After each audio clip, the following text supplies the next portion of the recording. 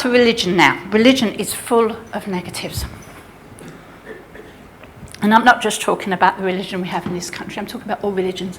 Do you know the spirit of religion is not confined to one religion? The spirit of religion, is in all religions, and that's what drives people to do things that we don't understand. It's that spirit of religion, and it's not just in one religion, it's across the board. That same spirit of religion could be responsible for some of our attitudes and the way we live as well. But it's full of negatives, religion is, and it's an enemy to a life of celebration. It's an enemy to joy. And I don't know about you, but me, when I rise up to celebrate, any time of the day, anywhere I am, and I want to celebrate Jesus, to help my spirit, just to celebrate him because he's good, I get this feeling of, you're shallow. You're inconsiderate. There's people out there suffering. How can you be celebrating? Anybody ever get that? And that's the spirit of religion.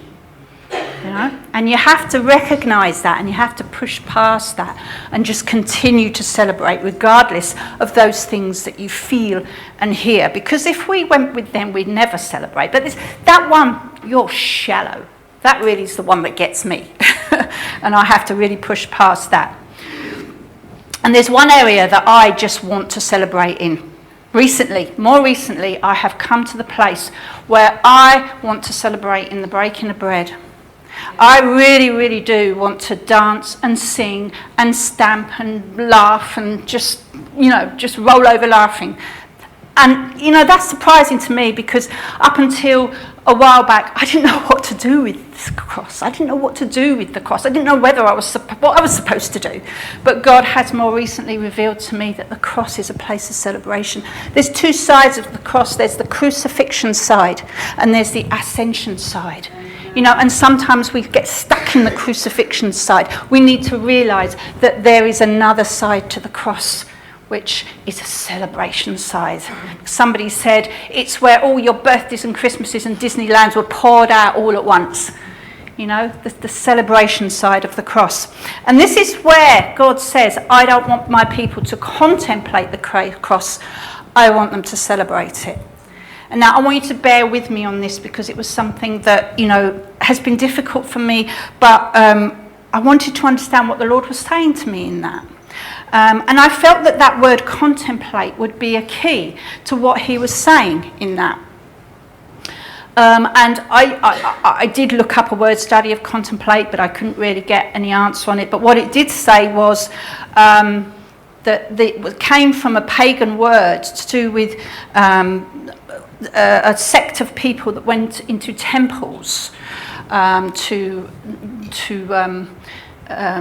I can't remember the word, to do divination, okay, which is a pagan way of worshipping God. And I said to the Lord, yeah, but that doesn't include us. I mean, we don't do that. So what are you saying? And just yesterday, I got that OMG moment when I was just reading a book written by an author about Christianity, about the cross, and I got that OMG moment. And what he said was, it's good to meditate on the sacrifice of Jesus, okay?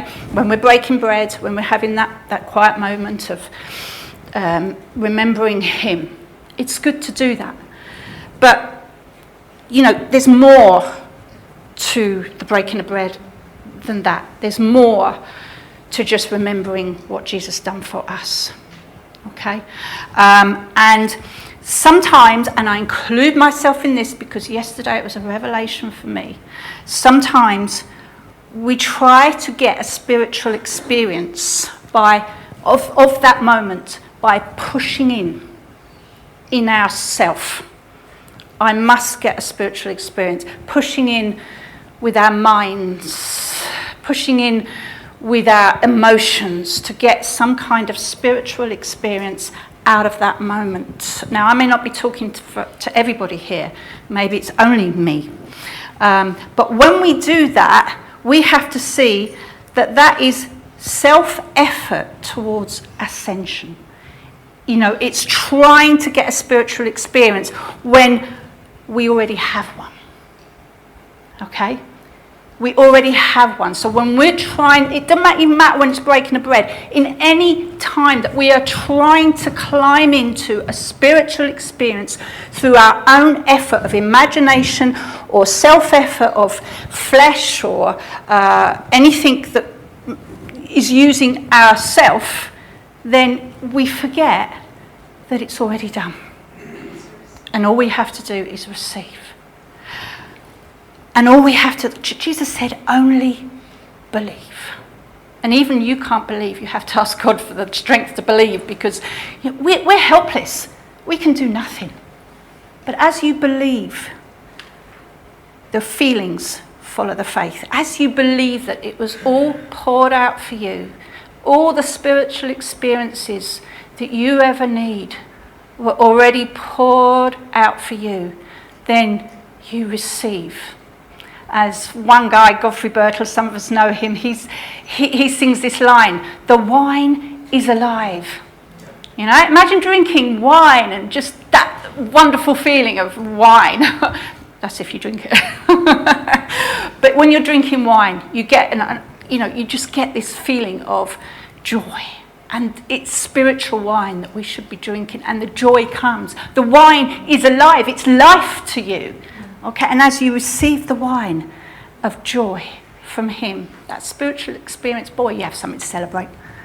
You really do have something to celebrate. So I hope you can hear my heart on that, and it may not be you, it may just be me, and there's one big confession, isn't it?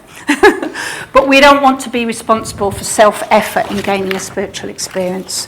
We need to know that it's all done for us, and we just need to believe. Okay.